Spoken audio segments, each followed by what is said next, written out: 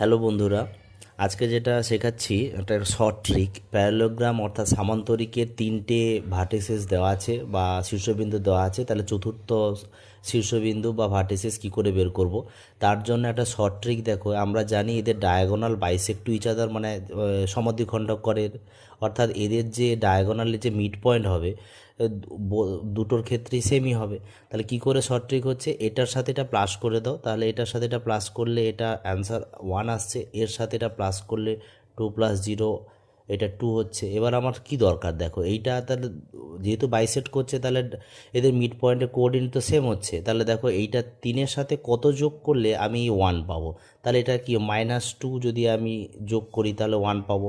আর এখান থেকে দেখো কত যোগ করলে আমি 2 পাবো, তাহলে 1, তাহলে এটাই হলো তার কোঅর্ডিনেট। ঠিক আছে, যদি এটাই আমার 1 সেকেন্ডে বেরিয়ে গেল। আর যদি তোমার ভালো লাগে তোমরা তাহলে নিজে এটাও করে দেখতে পারো এই অঙ্কটা।